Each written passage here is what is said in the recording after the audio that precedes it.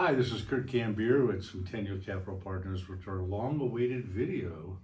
And you probably have wondered, where have we been? Well, we've had a lot of stuff going on this year. We had a business partner that we owned an original office building with that suddenly passed away of a heart attack. And amongst a lot of other things, we had the opportunity to sell part of the part of the building that I owned, and to come away with some equity, which today in a commercial real estate office building is pretty rare. A lot of buildings are going for a lot less what people paid for them. So we had the opportunity to do that around April, May, and we did that. I sold the building, paid his family off, and then we moved our offices. And it also is a renter's market right now. We got a great deal on rent where we haven't paid rent for several months. They got a place remodeled, built in new technology. And some of you have seen the new office, some of you have not. But it's great. We all live closer. I'm not on the interstate anymore, so that's good for the other people that are on the interstate along with me. But so it's been a really good move. We're all very positive about it. But in the process of that, there were a lot of things that had taken place. We had to change payroll systems. There were all kinds of things that have to take place on top of all the changes, get new addresses and the legality of some things. We went from that. And the second thing was that ever since this administration that's currently in office had come into play, the volume of regulations, the biggest I've seen come our way in the 38 years I've been in this industry, literally have gone up 65% in 3 years, and made it almost impossible to continue an effective approach of being with Ross Kaminsky on both KHOW and KOA Radio. Ross and I are very good friends. We have a high degree of respect for each other. I just could no longer do it because it didn't make sense the way we had to do it. And so we had to pull from that. We were getting too many alerts, both on both ends, from the legal and compliance departments of what we could and couldn't say. It just made it irrelevant. Maybe with the new administration and a lot of things changing, maybe all that'll change and we'll come back. And if we can, that was great, because we really enjoyed doing that. We enjoyed the relationship. But to give you an advance of what we're doing going forward, Cameron and I are writing a book together. It's going to be a book for the generations. And he's writing a book about how to accumulate money, do budgets, that type of thing that will relate to the younger millennial type crowd. And then I'm the old crotchety guy that will be talking more about maintaining money and turning money into income and transferring money to the next generations of building family wealth. And I think it'll go really well. So we'll be getting that out hopefully in the next few months, and then we'll get copies to you, our valued listeners. And we may do some things with podcasts and things like that around that as well. We're looking into doing all those types of things. So it's kind of an exciting time period. It's a changing time period. Very fortunate in this whole process that the market has been booming while we've gone through this, and many of you have noticed that in your on your statements and your accounts. And I'll kind of go through why we think this may continue itself. So let's just talk about the past a little bit. And I think this is the late 90s all over again with some distinct differences. In the 1995, 94, we had the raised interest rates at the fastest time in U.S. history, had the worst bond market in U.S. history, had a terrible stock market, country was split, Republicans, Democrats didn't like each other, just got done with Persian Gulf War at that time period. And you may remember the great commercial real estate collapse, RTC Corporation, Silverado, all this kind of stuff was during that time frame. And then all of a sudden something happened, and that was the internet. And the internet came out, made everybody much more efficient. But one thing that drives corporate stock prices is profitability. And it made companies more profitable to deliver information, to bill, to collect money, all those types of things. And the stock market took off, and it took off in a very big pattern for a significant number of years until the great tech collapse of 2000. So I think we're in that kind of environment again. When the internet took off in the 1990s, mid 90s, you had a lot of people who made a lot of money, and also a lot of money went into housing. And right now, housing, I think, is going to be big. We are 1.5 million homes a year behind in building new houses. And we've done that now for 10 years. So that really what that statistically means is that we could build 15 million homes in this country and not be overbuilt. And housing is a big part of the industry, and having a tremendous amount of clients in the housing industry across the country. They kind of feel that same way, and they think that thing's coming. It's going to depend a little bit upon interest rates and stability of interest rates. but it will be busted loose, I believe. So that'll be just like that was in 1990 as well.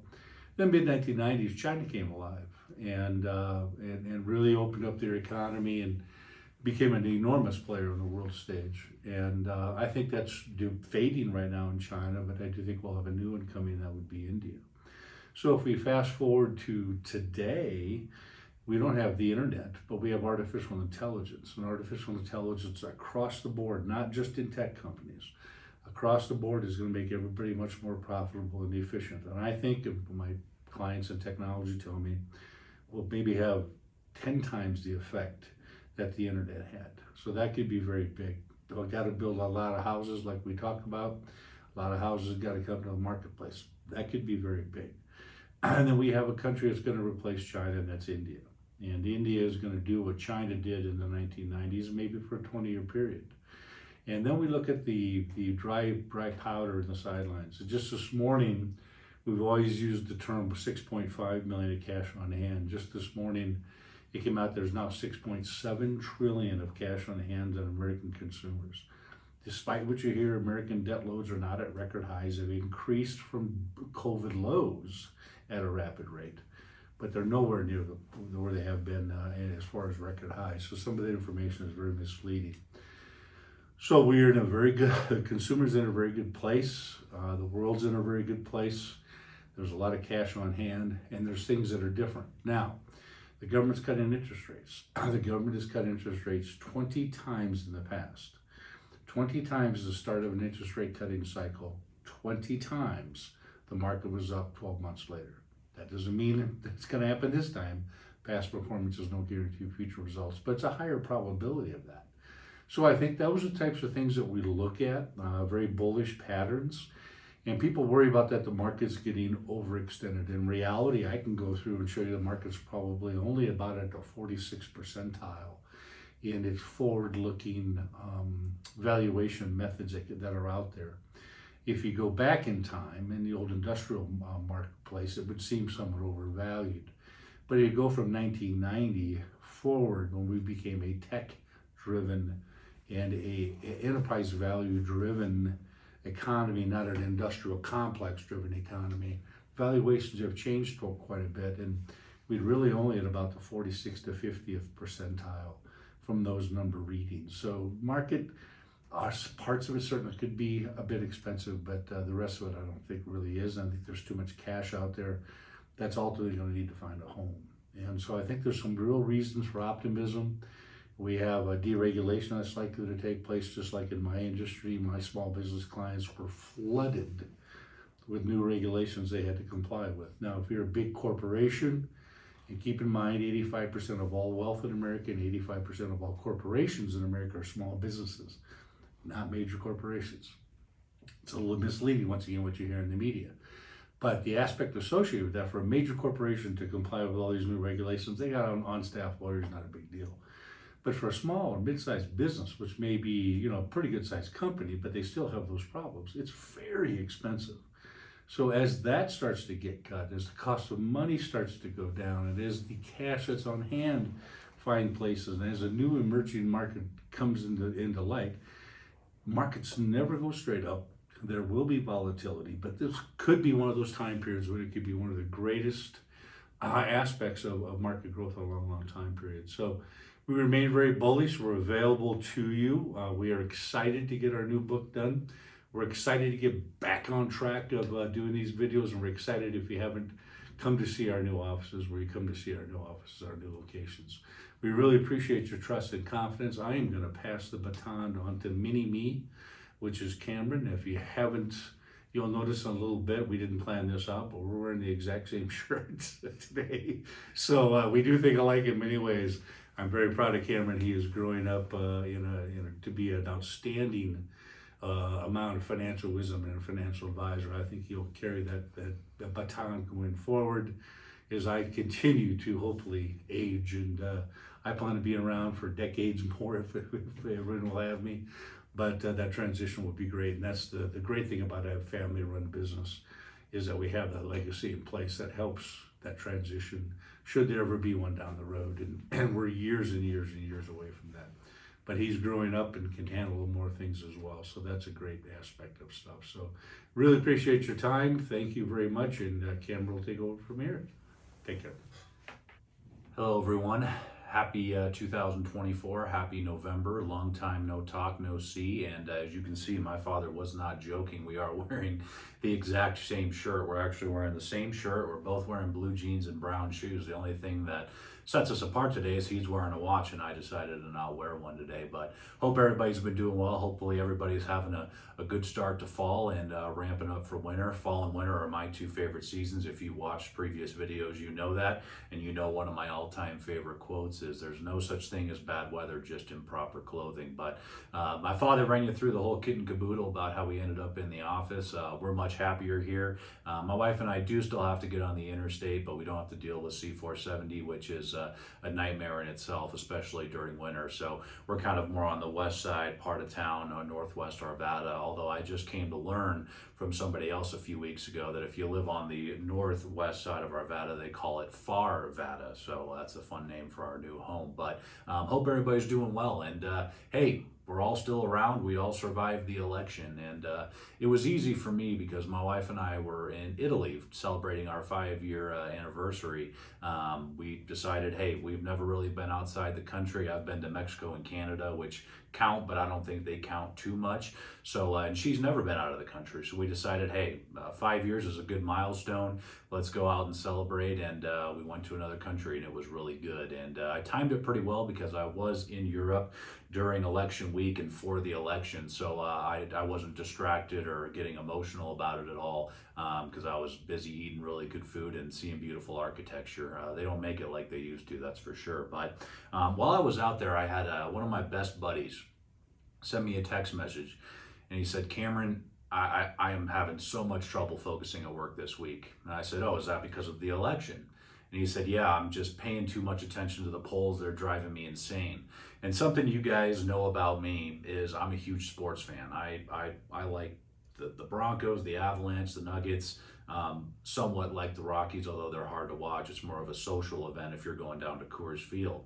But something to know about one of my best buddies is he is the exact opposite. He is so anti-sports. He always doesn't understand why I spend so much time on Sundays watching not only the Broncos, but a bunch of other teams. I love the competition. I love the rivalries. I love everything that comes along with not only football, but sports in general. I played sports all of my life.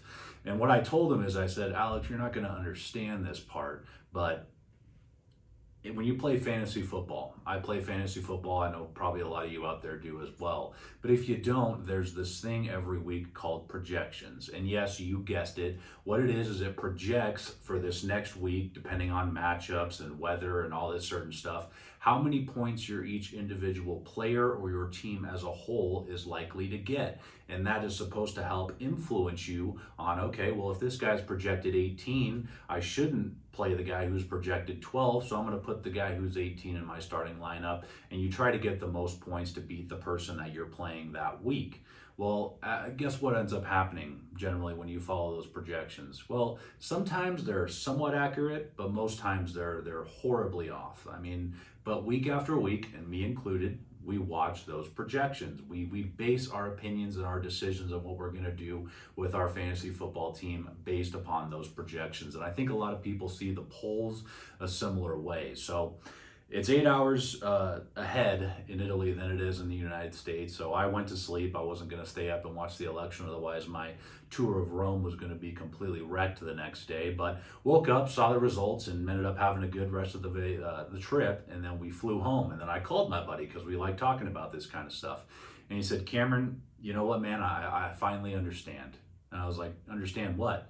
He goes, "I think I understand how you feel when you watch the Broncos play in a Super Bowl or the Avalanche play for a Stanley Cup." He's like, "I was up all night, I was stressed, and I was so emotional." And I said, "Yeah, well, now you get it." But elections are so emotional. Markets are so emotional, right? I think it's a disservice that everybody does that when they say, "I'm not emotional about emotional things," right? I know I'm emotional with football. I've been less emotional about the Broncos since we've won the Super Bowl in 2015 because we just haven't been very good. And honestly, that's been kind of a blessing because I don't get as worked up. But I can tell you this last weekend, not to refresh everybody's memories on this, trust me, I hate talking about it. I was watching the Broncos play a really good game against the undefeated Kansas City Chiefs, probably the worst undefeated team in history. Maybe I'm just being a hater, just my opinion. And we're driving, and clock's running out. We're getting it down to about the 25-yard line, and I'm thinking, holy cow, Pat Mahomes is not going to get the ball back. All we got to do is kick this thing through the uprights, and my Sunday is about to be a pretty dang good day. I was in a really good mood. And then sure enough, Will Lutz lines up to kick it.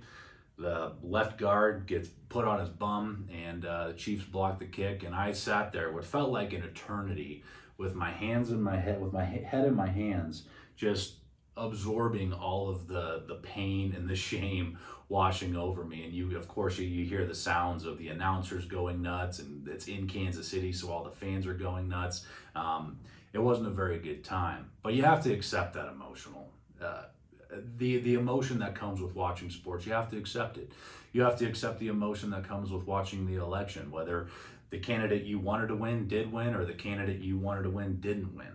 It's an emotional thing, and so is investments. And I think when you try to project out in the future, that's all it is. It's not it's a projection, not a prediction. And I think so many people, when they look at investing, they look out that next 3-6 months, when in reality you need to be looking out that 10 to 20 years. And this all goes back to risk management, guys, which will really help you on an emotional basis. I think the most important question you can ask yourself when you're getting invested in anything, whether that's with your time, whether that's with your money, is can I handle the consequences of this being wrong? And that's both ways when it comes to investing. Can I handle the consequences if I'm very, very risk on and the market tumbles 20%? Can I handle the consequences of that decision? Or if it's the other way, maybe you're ultra conservative. Can you handle the consequence of sitting there in the sideline in cash while the market's roaring and screaming up in a raging bull market? Can you handle that consequence? And there's something that we oftentimes, an example we give is, do you want to be on the Atlantic Ocean with the big waves, or do you want to be over at Chatfield Reservoir, just south of us now, kind of over where our old office used to be, where the waves are a lot less? And I think people really need to ask themselves that question, because for me, I'm in my early 30s. For me personally, I invest pretty aggressively with my own personal assets. And I know that we're going to have a correction eventually. My father and I don't think it's coming anytime soon. Of course, past performance is no guarantee of future results, and certainly we don't have that crystal ball. Our crystal ball is still defective. It's still murky. I think we still need to order a new one, if you remember from the last video. But I know that if the market's going to drop 20%, I'm not going to freak out, because I'm young. I know I have a really long time horizon. I can stand being on the Atlantic Ocean. It's great when the waves are nice and calm, but when they start getting up there and it starts turning into the perfect storm, I know I have time to weather through it. A lot of you guys don't. So some people are better served on Chatfield Reservoir. And don't expect and say when things are going well, hey, you know what, let's look at the Atlantic Ocean. Things are calm, let's go out in the boat today. If it gets a little stormy, it's no big deal. I'm not gonna worry about it. It's really easy to say when the waves are kind of going like this as well, right? So you got to keep that in mind. And another thing is make sure you guys are taking care of your own households before you take care of your kids that are maybe out of the house, or a friend, or parents. You know, it's something that I was reminded of on the flight back from Italy, is when you watch. And when I say watch, I usually have the headphones on. I'm not listening to what the flight attendants are, because it's the same, you know, kind of kit and caboodle about the safety issues. If a plane goes down, we're pretty much helpless, right? There's nothing much that we can do. So I always just kind of tune that out. But they had it on the TV in a bunch of different languages for you to read along with the subtitles. And they say if there was an emergency event where the oxygen masks had to drop, make sure you put yours on first and take care of yourself before you take care of everybody else. And this goes back to the whole thing, and this is in a previous video, so I'm not going to go through the whole kit and caboodle on that either, but it's paying yourself first, right? Make sure you take care of your own household, make sure your foundation is strong, so that you can then not only take care of yourself and your family, but help others along the way as well. That's actually the last baby step in Dave Ramsey's kind of philosophy, is giving. But it doesn't start with giving. It starts with making sure you're nice and fortitude, you're strong, you have a good stable base, you're good, sound financially, and then the last step, once you can kind of take care of yourself, is you can take care of other people. So really keep that in mind, guys. I will share my father's sentiment that I am also very bullish on the future.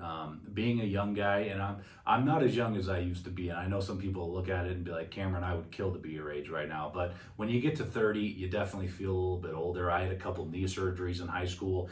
My knee hurts every now and then, especially as winter comes. It starts to get a little painful on me, but that's just part of growing up. But I see the changes that artificial intelligence are going to make. I see the possibilities of having, self-driving vehicles in the future. I think the future is very, very bright. Now, it's certainly going to come with its challenges, right? Whenever you have something that can be really change the landscape of how the world works, there's going to be dangers, and there's going to be people trying to infiltrate that and exploit it, and not do good things, right? You can't have good without the bad. You can't have bad without the good. You can't just have one way. So, but you look at home building. That's something my father and I are very big on. I was in a conference in August for our broker dealer, and I saw a chief economist speak.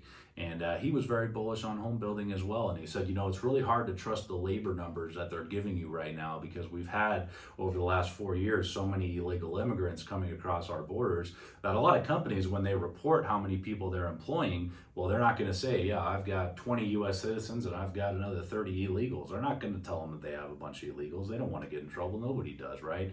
But, we moved office spaces, right? Obviously, there was a lot of dominoes that had to fall to make that happen. We're really happy where we ended up, but man, it was a pain getting to where we're at today. And my wife and I, just to keep up the momentum of moving, is we decided to move ourselves. And a lot of people would say, Cameron, you're crazy for moving over the last 3-4 months with interest rates being so high. And I gave that a good thought, because the interest rate that we had on our old house, we'll probably never ever see again. But it was a situation where the house we were in was built in the 50s. I definitely inherited my dad's handyman skills, which is next to nothing, and we simply just outgrew the space. And the way we looked at it is, okay, well, you know what? Well, there's not going to be a lot of competition out there. It's not like during COVID when everybody was offering $100,000-$300,000 over asking. I'll name my firstborn after you if you accept my offer. No, there wasn't a lot of competition. Now, there wasn't a lot of inventory either, because most people weren't selling because they didn't want to get rid of their low interest rate for a high interest rate. So that's why a lot of these new builds have really been raking in a lot of people, because they actually have inventory. And my wife and I didn't go the new build route. We went with a newer build.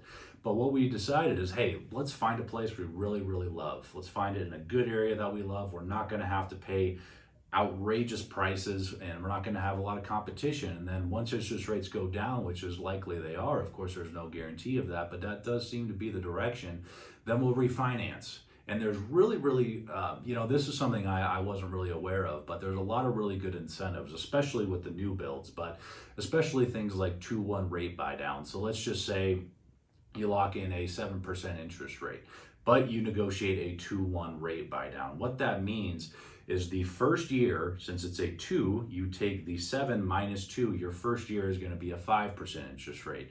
And then so it goes 2-1, so you take the 7 minus 1, then your second year is going to be a 6% interest rate. And then years 3 through 30, you're locked in on that 7% interest rate. But of course, if you time it right, with interest rates going down after that 2-1 buy down runs out, then maybe you can refinance and you can get that 3 through 30 if you're doing a 30-year mortgage at a much lower rate than when you initially locked it in. So there's a lot of really, really cool ways to do it. And I can just tell you personally, look, I went to a small Christian school. I had 95 kids in my graduating class. And I'm still friends with most of those people, at least a decent amount of those people. And all of them have either bought new homes or are looking to move within the next couple of months. And they're all around my age. And my father and I often say the 4 subsets of every demographic group is from 0 to 25. You're a learner. You're trying to figure out what you want to do with your life. From 25 to 35, you're a yearner. You want stuff, but you don't have any money for that stuff yet. From 35 to 65 is when you're an earner. It's when you make and invest most of your money. You have the greatest impact on the economy. And then 65 on, you become a burner. It's when you start living on your money. Well, and if you look back through history, which is something you guys know my father and I are big fans of doing because we can't predict the future. We may have our guesses on where it goes, but we can look back at the past and see exactly what happened, right? So if you look back in the past and if you do the same thing, if you add 35 years on to when my father's generation started, the baby boomers, you get 1981. What was 1981? That was the start of the last great secular bull market that we experienced in this country before the one that we're in right now. Well, if you look at my demographic group, the millennials, we started turning 35 in 2019. And in 2019, they represented roughly 50% of new home purchases. And that's just going to keep increasing and increasing. And another important point is there's 5 million more millennials than there are baby boomers. So we have the potential to do the exact same effect that on the economy that the baby boomers did in the early 80s going into the 2000s. So there's a lot of positivity, guys. We're really bullish on the future. It doesn't mean the market goes straight up. It never does. Remember, imagine you see a child riding up an escalator playing with a yo-yo. Focus on the escalator, not the yo-yo. Don't focus on the next week, the next month, the next year. Focus on the next 10 to 20 years. A lot of you have a lot longer of an investment time horizon than you may think. So that's all I had for you guys today. We appreciate your business. We appreciate your patience. We're really excited about this book coming out. I don't believe my father said the title, but it's going to be called Seed to Shade. And really, I got this idea from one of the most famous Warren Buffett quotes. And like, of course, you got it from a quote, Cameron. I love my quotes. But he said, someone is sitting in the shade today because someone planted a tree a long time ago. So I'm not going to go into too much depth. I want to leave you guys a little bit of a teaser on that. But we're really excited to have that out over the next couple of months. But guys, appreciate your patience, appreciate your confidence in us. If you've seen our new building, hope you like it. And if you haven't, we encourage you to come down, set up a meeting, and check out the new digs. Our website is kcambier.com. That's KCAMBIER.com. Or you can reach us by phone at 303-271-1067. Again, that's 303-271-1067. Thank you guys very much, and happy holidays and happy new year. We'll talk to you early next year. Take care.